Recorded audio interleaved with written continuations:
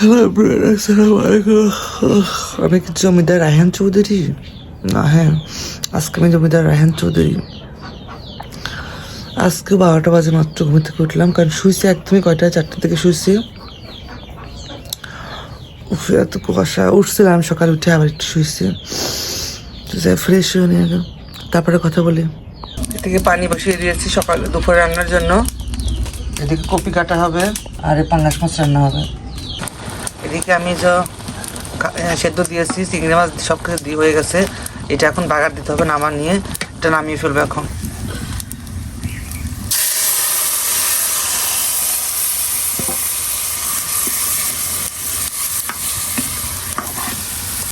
পিটুলটা দিয়ে দিছে, যে সাদা পিটুল, ঘাটা দিল এখন।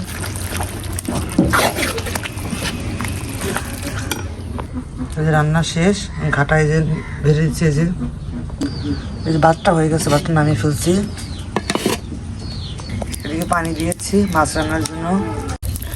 এবার আমি কড়াইতে তেল দিয়েছি, পানিটা নামিয়ে আলুগুলো ভেজে নেবে একটু।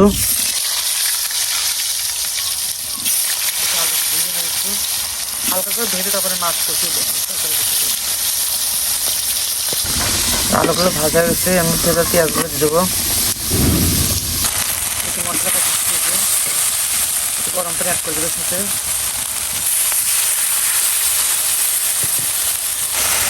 এবার আমি মাছগুলো দিয়ে দেবো, মাছগুলো দিয়ে একটু কষাবো। মাছগুলো দিয়ে দিলাম, এর সঙ্গে আলুগুলো দেবো। আলুগুলো সব মোটা আলু, মোটা করে কেটেছি, এই জন্য আলুগুলো মাছগুলো একবার দিয়ে দিলাম। এগুলো সুন্দর করে একটু কষানো হবে। ভেজে নিয়েছি আলুগুলা, মাছগুলোতে আলুগুলো সুন্দর করে কষিয়ে দেবো। তারপরে হচ্ছে ঝোল আর একটু কষা, তারপরে হচ্ছে ঝোল কষাচ্ছি আর একটু কষাবো সুন্দর করে, তারপরে জল দেবো, ভালো করে কষিয়ে নেবো। এবার আমি জলটা দিয়ে দিচ্ছি, এবার জালটা হোক, তারপরে জিরার ফাঁকি দিয়ে নামিয়ে ফেলবো। বলো জাল হচ্ছে, এভাবে ভালো করে কষিয়ে জাল হোক। এদিকে তরকারি হচ্ছে, আমি নামাজটা পড়ে নিলাম। মাছটা নামিয়ে ফেলবো। দেখো এই যে আকাশের অবস্থা, এই যে এখনো হালকা হালকা মেঘলা মেঘলা আছে, কিন্তু কুয়াশা হালকা আছে, কিন্তু বাতাস আছে ঠান্ডা।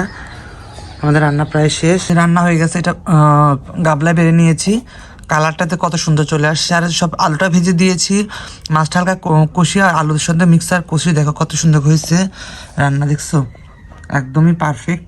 তো এইভাবে আমি পাঙাশ মাছ রান্না করি। যারা এইভাবে রান্না করতে চাও, আমার রেসিপিটা ফলো করো, তোমরা আমার সাথে ভালো করে রান্না করতে পারবা। তো আর দেখো কী খাবার নিয়ে আস। আর এখানে তো ঘাটায় দেখো যে শুটকি চিংড়ি মাছ ঘাটা করলাম, শুটকি চিংড়ি মাছ দিয়ে পাতাকপি ঘাটা। আর এই তো খাবার, এখন তোমরা খাবো, খেতে লাগছে, খাবারটা খেয়ে নিই। তো চলো এখন খেতে বসবো, ক্ষুধা লেগেছে যেহেতু। আর বেলা প্রায় দুপুর 2টা বাজে, কত বাজে দেখি, হ্যাঁ 2:37 বাজে এখন। তো চলো খেয়ে নেই, ক্ষুধা লেগেছে। তো যাই হোক, এখানে অনেক কুয়াশা ঠান্ডা তো চলতেছে, চাদর টাদর নিয়ে বসছি। তো চলো খেয়ে নেই।